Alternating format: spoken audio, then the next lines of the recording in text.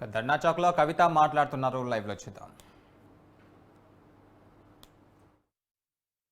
Corporation మాజీ chairman దేవి ప్రసాద్ గారికి వేదిక స్వాగతం పలుకుతున్నది. అదేవిధంగా కార్మిక నాయకులు శ్రీనివాస్ రెడ్డి గారికి, పూలే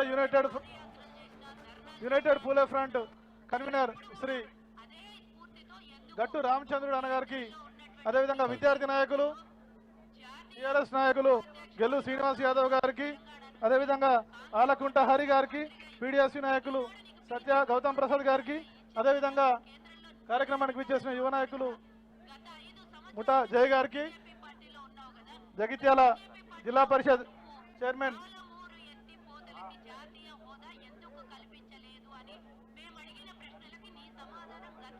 వసంత గారికి అందరికి కూడా వేదిక స్వాగతం పలుకుతున్నది. అక్క మాట్లాడడానికి ముందుగా ఈ యొక్క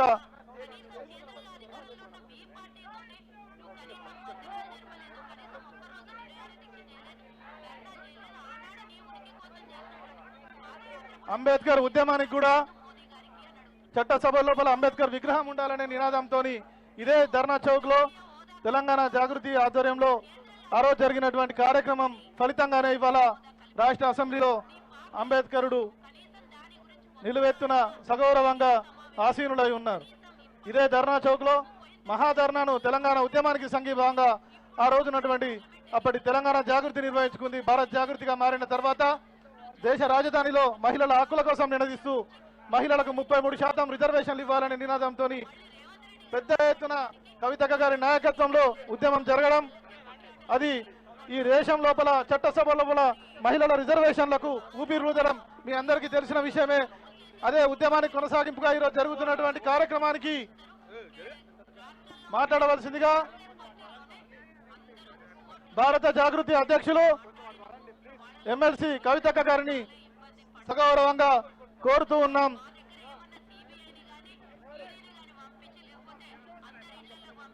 హలో హలో హలో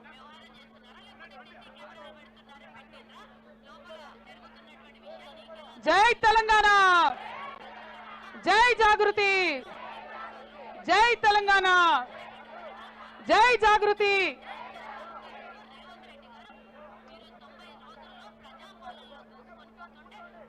వినా స్త్రీయ జననం నాస్తి, వినా స్త్రీయ జీవం నాస్తి, వినా స్త్రీయ గమనం నాస్తి, వినా స్త్రీయ సృష్టిదేవ నాస్తి. అంటే మహిళలు లేకపోతే జీవం లేదు, మహిళలు లేకపోతే జననం లేదు, మహిళలు లేకపోతే గమనం లేదు, మహిళలు లేకపోతే ఈ సృష్టే లేదని మన భారతదేశంలో సగౌరవంగా మనం చెప్పుకుంటాం.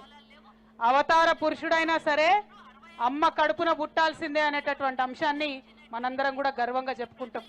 అంత గొప్ప జన్మ మన ఆడజన్మ, అంత గొప్ప వాళ్ళం మన మహిళలమందరం కూడా. అందుకే మన భారతదేశం పుణ్యభూమి, కర్మభూమి. ఇటువంటి ఈ భూమిలో మహిళల్ని గౌరవించాలని చెప్పి మన జీవన విధానంలోనే అనేక పద్ధతులు కూడా మనం పెట్టుకోవడం జరిగింది. అందులో భాగంగా మరి రాజ్యాంగం వచ్చిన తర్వాత, డెమోక్రసీ వచ్చిన తర్వాత, రాచరిక వ్యవస్థలు పోయిన తర్వాత మహిళలకు అన్ని అవకాశాలు ఉండాలి, హక్కులు ఉండాలని అనేకమైనటువంటి చట్టాలు చేసుకుంటూ ముందుకొచ్చినాం.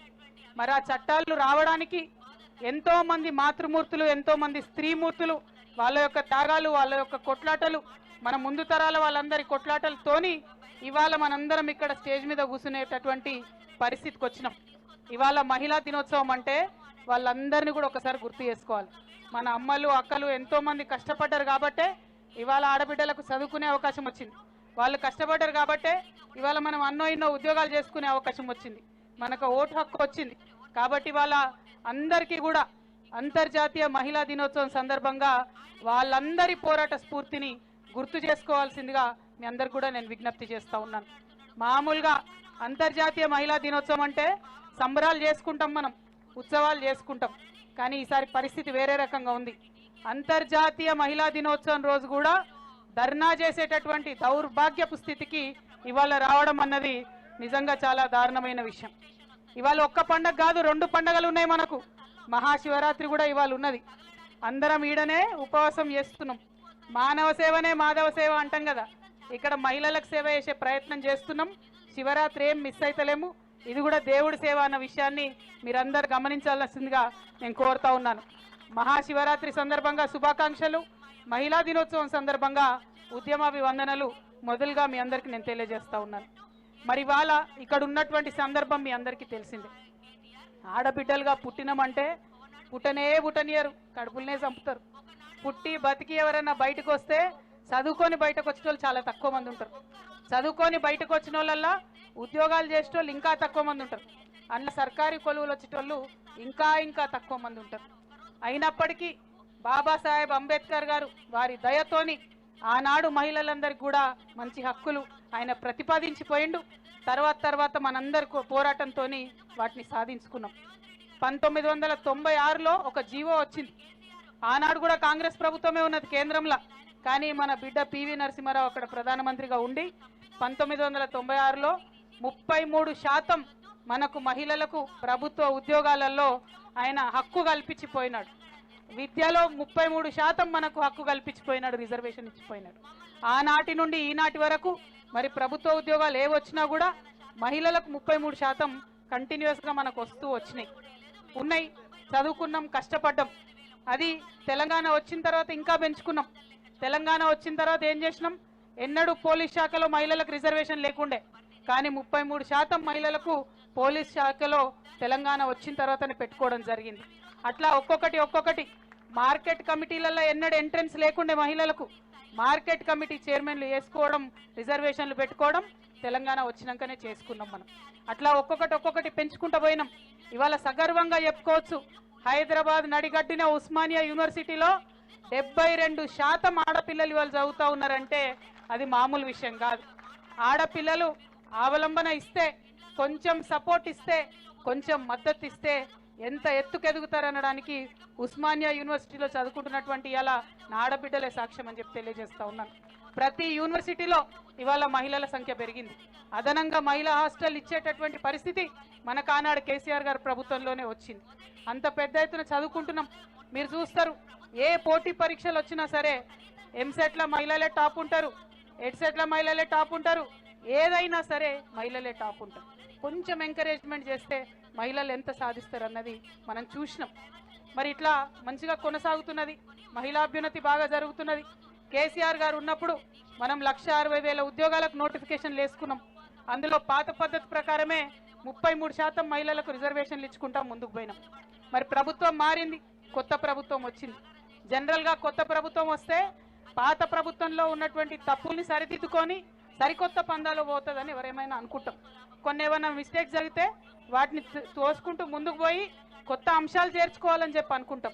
కానీ ముందు నుండి ఉన్నటువంటి హక్కులు, సంవత్సరాల తరబడి ఉన్నటువంటి హక్కులు, వాటిని కొల్లగొడతారని మాత్రం ఎవరం కూడా అనుకోలే. ముఖ్యంగా మన ఆడబిడ్డల విషయంలో 2022 సంవత్సరంలో ఒక జడ్జిమెంట్ వచ్చింది, సుప్రీంకోర్టులో ఒక జడ్జిమెంట్ వచ్చింది. ఇక్కడ మా అక్క చెల్లెలు ఉద్యోగస్తులు ఎగ్జామ్స్ రాసిన వాళ్ళందరూ ఉన్నారు కాబట్టి వాళ్ళకి అర్థం కావాలని చెప్తున్నా. 2022లో సుప్రీంకోర్టులో ఒక జడ్జిమెంట్ వచ్చింది. ఏమని వచ్చింది? రాజస్థాన్లో ఎవరో కేసు వేస్తే ఈ 33% మీరు ఆలోచన చేయాలి అని చెప్పి వచ్చింది. వస్తే దాన్ని తెలంగాణ హైకోర్టులో కూడా మీరు అమలు చేయమని చెప్పి వచ్చింది. ఆనాడు కేసీఆర్ గారు ఒకటే మాట అన్నారు, ఇది నేను అమలు చేస్తే మా ఆడబిడ్డలకు ఉద్యోగాల్లో అన్యాయం జరుగుతుంది, కాబట్టి నేను అమలు చెయ్యనని చెప్పి కేసీఆర్ గారు హైకోర్టులో కేసు వేసి, ఆ కేసు జరుగుతుంది. 2022 డిసెంబర్ నుంచి మొదలు పెడితే ఆ కేసు కంటిన్యూస్గా హైకోర్టులో కొట్లాడుతున్నాం.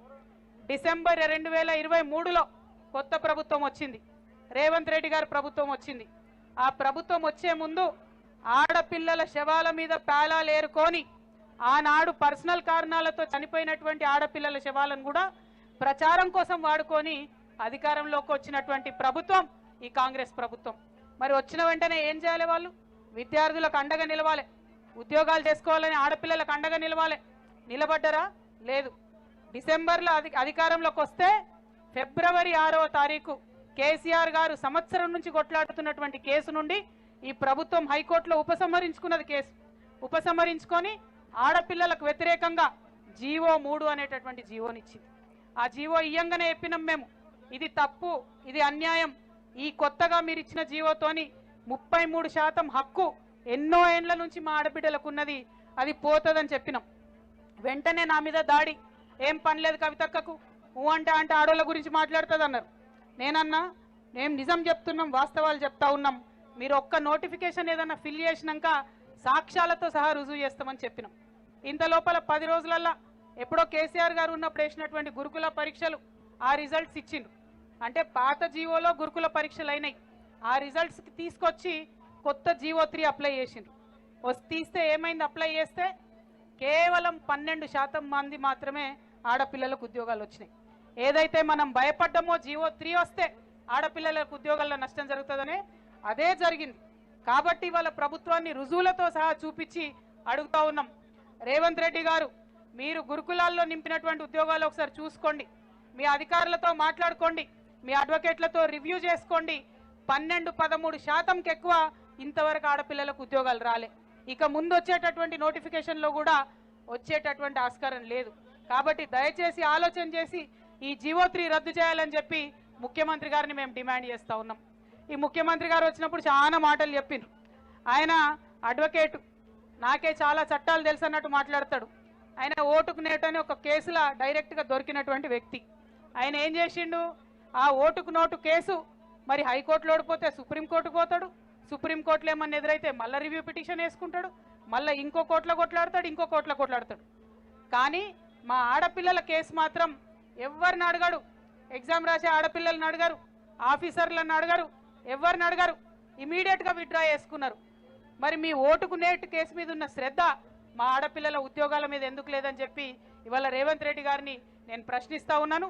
మిమ్మల్ని మేము డిమాండ్ చేస్తూ ఉన్నాం, ఖచ్చితంగా మీరు మళ్ళా హైకోర్టులో రివ్యూ పిటిషన్ వేయాలి, అవసరమైతే సుప్రీంకోర్టు దాకా పోవాలి, ఎక్కడి దాకా అన్న పోవాలి. కానీ ఖచ్చితంగా ఆడపిల్లలకు 33% ఉద్యోగాలలో అవకాశం వచ్చేటట్టుగా ప్రయత్నం చేయాలని చెప్పి నేను కోరుతా ఉన్నాను, డిమాండ్ చేస్తూ ఉన్నాను. ఈ ప్రభుత్వం వచ్చే ముందు ఏమన్నది, మహిళలకు 500కే సిలిండర్ ఇస్తామన్నది. నేనేమనుకున్నా పోంతి కాంగ్రెస్కి బుద్ధి వచ్చిందేమో అనుకున్నా. ఇప్పుడు విషయం అర్థమవుతున్నది, బుద్ధి రాలే, ఏం రాలే. మనకు ఉన్న ఉద్యోగాలు ఊడగొట్టి వంట ఇంట్లో మనను గుసబెట్టాలి, దానికోసం వేసిన పథకం తప్ప ఇంకో దానికి కాదు. అది కూడా అమలైతలేదు, సస్తలేదు. కానీ కాంగ్రెస్ ఏమన్నా మారిందేమో అనుకుంటే అటువంటి ఆలోచన లేకుండా ప్రగతి నిరోధకంగా మహిళా వ్యతిరేక విధానాలతోని ముందుకు పోతున్నటువంటి ప్రభుత్వాన్ని మేము డిమాండ్ చేస్తూ ఉన్నాం. ఎట్టి పరిస్థితుల్లో 33% రిజర్వేషన్ అమలు చేయాలి, జీవో 3ని రద్దు చేయాలని చెప్పి కోరుతా ఉన్నాం. ఇక మనం ఎప్పటి నుంచి అయితే ఈ అంశాన్ని మాట్లాడుతున్నామో ఇప్పుడు వచ్చినటువంటి పిల్లలు పీజీటీలు, పీజీటీలు, జేఏళ్ళు ఇట్లాంటి వాళ్ళందరూ వచ్చినారు. చాలా మంది విద్యార్థి సంఘాలు మనకు మద్దతుగా వచ్చినారు. గురుకులాల పిల్లలందరూ మెసేజ్లు పంపుతున్నారు. నిన్న కూడా వాళ్ళు ధర్నా చేసిరు. పాపం సర్టిఫికేట్ వెరిఫికేషన్లు వేస్తలేరు, కట్ ఆఫ్ మార్క్ ఎంత ఉందో చెప్తలేరు. బహిరంగంగా చెప్పొచ్చు కదా కట్ ఆఫ్ మార్క్ ఏముందో, చెప్తలేరు. దానికో సీక్రెసీ, ట్రాన్స్పరెన్సీ ఉండాలని మనకు శుద్ధులు చెప్పినటువంటి వాళ్ళు ఇప్పుడు సీక్రెట్ మెయింటైన్ చేస్తున్నారు. కనీసం కలుద్దాం ముఖ్యమంత్రి అని పోతే ఆడపిల్లలను చూడకుండా కనీసం అపాయింట్మెంట్ కూడా వాళ్ళకి ఇవ్వలే. మరి ఈ మనిషి, ఈ ముఖ్యమంత్రి గారు ఆనాడు కేసీఆర్ గారిని ఎన్ని మాటలు అన్నారు, మీరు కలుస్తలేరు, ప్రజల్ని కలుస్తలేరు, మేము రోజు కలుస్తాం, సెక్రటేరియట్ల డోర్లు బార్లా తెరిచి పెడతామని చెప్పిండ్రు. ఒక్కసారన్నా కలిసిండు మా ముఖ్యమంత్రి? కనబడ్డా ఈ 90 రోజులలో ఎవరికన్నా? ప్రజాపాలన అని చెప్పి పెట్టిండ్రు, ఒక్కనాడు కూడా అందులోకి పోరు. అది ఎవ్రీడే అని చెప్పిండ్రు, 2 రోజులు చేసిండ్రు. ఆయనకు మన ప్రజల వాణి వినబడదు, ఓన్లీ ఢిల్లీ వాణి వినబడుతుంది. ఎందుకంటే 2 రోజులకు ఒకసారి ఢిల్లీకి పోవాలా, సోనియమ్మ దగ్గర హాజరు వేసుకొని రావాలా. మనని బాగా విమర్శించినటువంటి వ్యక్తి ఇవాళ సోనియమ్మ రాజ్యసభకు పోవాలి, ప్రియాంకమ్మ పార్లమెంటుకు పోవాలి, రాహుల్ గాంధీ గారు పార్లమెంటుకు పోవాలి. కానీ మా తెలంగాణ ఆడబిడ్డలు మాత్రం 33% రిజర్వేషన్ లేకుండా వంటింట్లో మీరు ఇచ్చిన 500 రూపాయల గ్యాస్ సిలిండర్లతోని వంట చేసుకుంటూ ఉండాలి. మరి ఇదేం న్యాయమో రేవంత్ రెడ్డి గారు చెప్పాలని చెప్పి నేను డిమాండ్ చేస్తూ ఉన్నాను.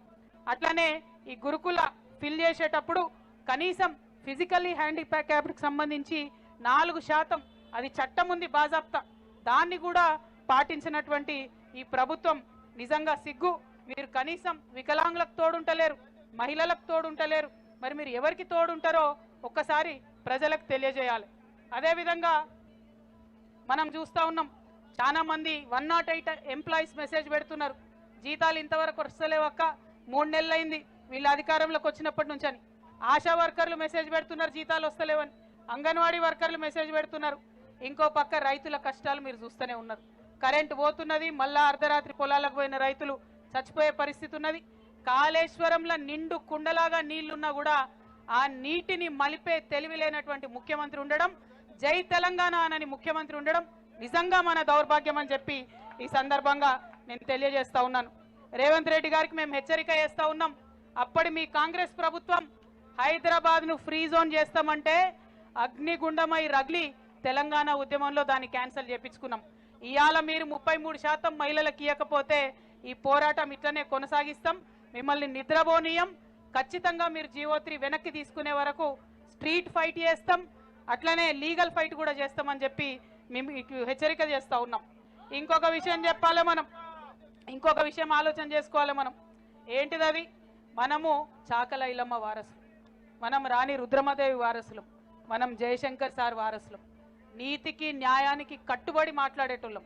అబద్ధాలు చెప్పి ఉద్యమాలు చేయలేదు, అబద్ధాలు చెప్పి అధికారంలోకి రాలేదు. మనం నిజం చెప్పి వచ్చినాం, నిజం చెప్పే ముందుకు పోతాం. ఇవాళ అధికారంలో మీరు ఉండొచ్చు గాక, ప్రజలను మభ్యపెట్టి 1% ఆగమాగం చేసి 1% ఓటుతోని మీరు అధికారంలోకి రావచ్చు గాక. ఏమన్నా మాట్లాడితే ఏమంటున్నారు? ఇస్తా అంటివి కదనయ్యా రైతు బంధు డిసెంబర్ 9 అంటే ఏమంటాడు ముఖ్యమంత్రి? అరే నిన్ననే వచ్చినాం అధికారంలోకి, మాకు టైం ఏంటంటారు. ఓన్లీ 10 డేస్ ముఖ్యమంత్రి గారు, ఇంకా మీకున్న టైము కౌంట్ డౌన్ స్టార్ట్ అయింది. 100 డేస్ తర్వాత మాత్రం ప్రతి అంశం మీద మిమ్మల్ని నిలదీస్తాం. ఇప్పుడు మీరు మాకు నష్టం చేస్తున్నారు ఆడపిల్లలకు ఈ జీవో3 ఇచ్చి, దాన్ని రద్దు చేయమని కోరుతా ఉన్నాం. మా బీసీలకు అన్యాయం చేస్తున్నారు, తూతు మంత్రంగా రెజల్యూషన్ చేసి అసెంబ్లీలో అది కుదరదు, చట్టం చేయాలని చెప్తున్నాం. మీరు శాశ్వతంగా తెలంగాణ ప్రజల హక్కులు హరించే ఏ నిర్ణయాలు తీసుకున్నా వాటిని అడుగుతాం, ప్రశ్నిస్తాం. మీరు మీ సోనియా గాంధీ కోసం, మీ ప్రియాంక గాంధీ కోసం, మీ రాహుల్ గాంధీ కోసం వాళ్ళని సంతోషపెట్టడానికి అనేక నిర్ణయాలు తీసుకోవచ్చు. రాజీవ్ గాంధీ తెలంగాణ తల్లిని పెడతా అన్న దగ్గర రాజీవ్ గాంధీ బొమ్మను పెట్టవచ్చు. అక్కడ వరకు సహిస్తున్నాం, కానీ మా ఆడబిడ్డల హక్కులు హరిస్తామంటే మాత్రం వెనక్కి వెళ్ళే లేదు. జీవో3 రద్దు చేసే వరకు ఖచ్చితంగా ఈ స్ట్రీట్ ఫైట్ కొనసాగిస్తామని చెప్పి తెలియజేస్తూ, మరి ఇక్కడికి మద్దతుగా అనేక మంది వచ్చినారు, వారందరూ కూడా ఇప్పుడు మాట్లాడతారు. మనం 4 గంటల వరకు కూడా ధర్నా చేస్తాం. ప్రతి ఒక్కరికి కూడా వచ్చినటువంటి వాళ్లకు మాట్లాడి వారి సమస్యను ఇక్కడి నుండైనా మరి ముఖ్యమంత్రి గారికి వినబడుతుందేమో చూద్దాం.